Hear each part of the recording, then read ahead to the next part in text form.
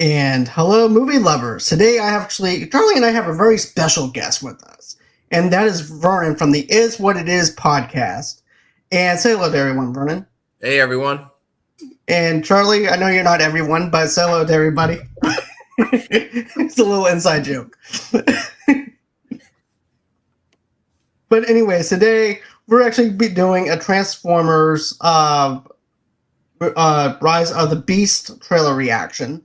And I'm not really the biggest Transformers fan other than the first two films. Michael Bay, for me, ruined Transformers. But then Bumblebee happened, and I wound up falling back in love with Transformers. So this is something that I really am excited about seeing. What about you guys? What do you guys think of this? What you can think that we might actually see? No Shia LaBeouf, no Megan Fox, no Michael Bay, no Mark Wahlberg. No, it's just like I don't know. I am at a loss of words. It's a completely new cast. Same Transformers, just new humans, I guess. I think Cena's back from Bumblebee. So Cena's back? I think Cena's back from whatever I don't know Wikipedia. Yeah, I don't know what to think. I mean, I was a big Mark Wahlberg. I'm still a Mark Wahlberg fan. I liked his version. I thought that was hysterical. Like just the inside jokes we would make. With the daughter. It's like, oh, I want mouthwash when I was making fresh for your daughter, and he's just chucking it. Like Mark Wahlberg was like awesome. But yeah, it's interesting with no Michael Bay. Yeah, super. And I agree. I think Mike Wahlberg is a hidden talent. I think it's hard to recreate the will, right?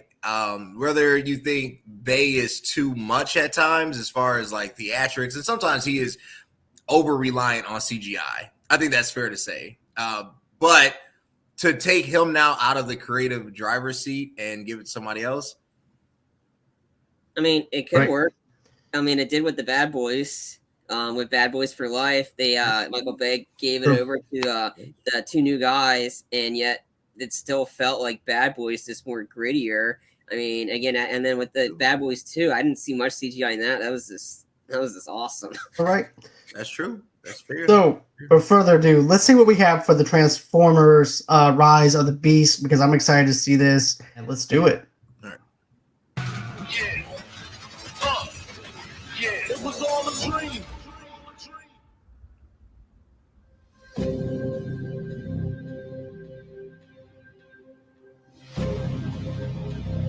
That Google wasn't alive for millions of years.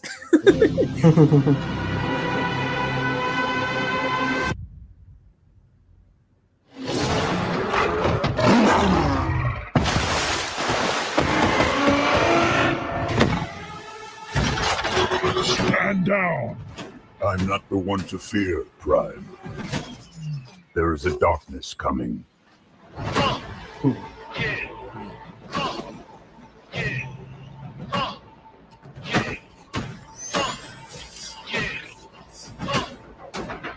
It was all a dream.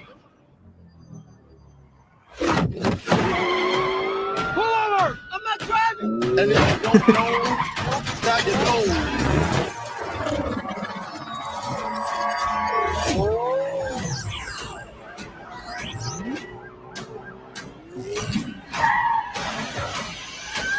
Spread love is the Brooklyn way. And if you don't know, now you know. I'm blowing up like you thought I would. Call the Prince, say number, say good. It's all good.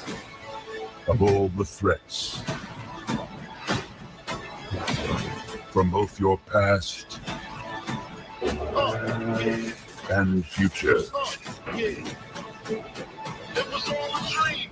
You've never faced anything like this. Let them come.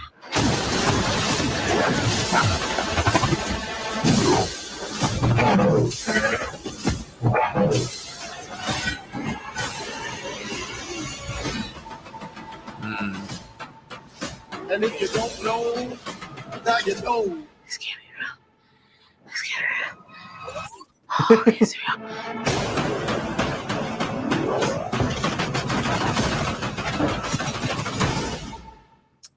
Rise of the Beast. My initial thoughts is this. I like the fact that they actually brought in a little bit of the old school 1980s kind of look to the Transformers. They actually look authentic. They actually look something like we actually grew up with the animated cartoons and things like that. So that's something I really do appreciate with it, but it doesn't show us the plot line of what what this movie is going to be, which I'm glad they're holding back a little bit. They're just trying to say, hey, look, there's a new Transformers movie that's going to be coming out, and these are going to be the enemies that the Transformers are going to be facing. So I like the fact that they're actually giving us a little bit of a nugget of the sense of what it's going to be. And of course, they also added a little bit of humor into it, which I like. It's not over sexualization. I'm looking at you, Jennifer. You know what I'm talking about, the girl playing on Jennifer's body and things like that. Megan Fox. Yeah. Yeah. So that's something that I really like. But what did you guys think? I think I agree. I think it's a throwback to a more truer identity, right? So you're right. They took out some of the elements that maybe were toxic or for theatrics. I appreciate that. My concern is, can the movie keep your interest? Like, because this has to be about an hour 45 minutes to 2 hours, right? I don't think this is going to be an hour 25 minutes, right? It's not a Disney Plus episode. So No. If that's the case, halfway through the movie, will you still be awake? I don't, and I hate to lower the bar that low, but I think the bar is that low. I don't know if this movie has caffeine. I don't know if this movie has the ability to keep your interest past the hour slot. There's nothing. I mean, I like the graphics. I think, if you grew up watching it like I did, I almost thought gargoyles when I saw, kind of the gorilla pop out.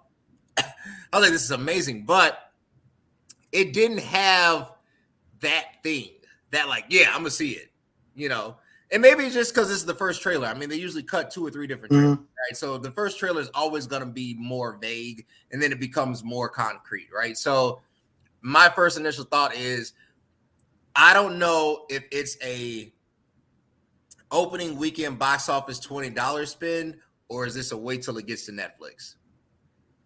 Gotcha. What about for you, Charlie?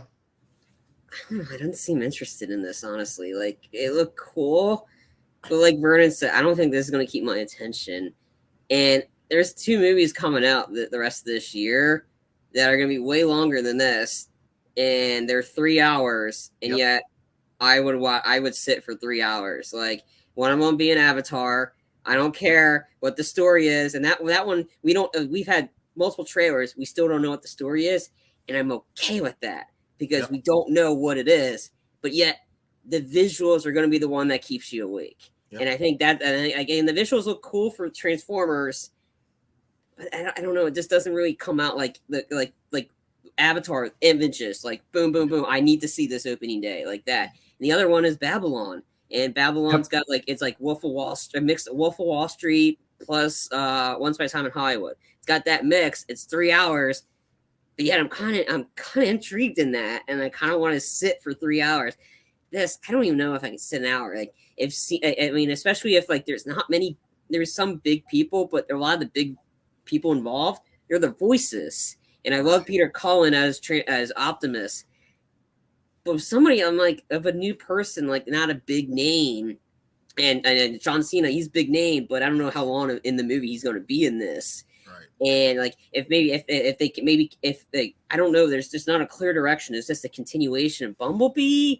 Is this a separate story? Yet you have that. I mean, if you're going to continue Bumblebee, why not bring the Haley Steinfeld back? At least get somebody that, like, the continuality. I don't know if they're starting from scratch or what. Like, I just don't know what this, and I don't know if it's like it doesn't have my curiosity or my attention. Sure, it looks cool. I'm kind of on the wait for Netflix. Like, at least I know with the Mark Wahlberg ones, I'm gonna go watch Mark Wahlberg kick ass. Or even with the Bumblebee movie itself, we knew the themes that it was going for and stuff like that. We also knew that John Cena was going to be attached to it. Yeah, and I really liked the Bumblebee movie itself, so I thought that was good. But I'm with you guys too. I mean, yeah, there's stuff I liked about the trailer, but it's like, do I really need to see this now? Is this one of those movies that I have to go out for the movie going experience, or can I just catch this on streaming? And for me, right now, is one of those movies that, like you guys said, is one of those films that I can wait and hold back for a little bit until I actually get another trailer, or just wait until it's on streaming or on Redbox or something. I think they need to push the date of this back because I think there's a movie that's coming out 2 weeks later that's going to have people's attention, and that's Dead Reckoning Part 1, Mission Impossible. And that's July 14th. So I think one of these two is going to move. I think it's going to be this one because Indy's coming out the week after. I gotcha. You see, for me, 2 weeks is okay because of the fact that Bumblebee will already make its money. Not Bumblebee, but the new Transformers is going to make its money. So therefore, in 2 weeks, you can have that cash cow coming in for 2 weeks.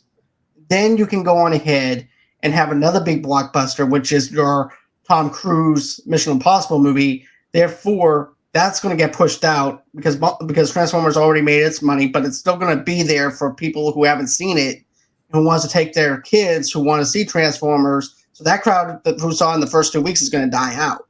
So you're going to see the families come in and say, you know what, they're going to go on ahead and see Tom Cruise jump around, go to the moon and stuff like that. I'm going to go on ahead and check out Transformers for my kids.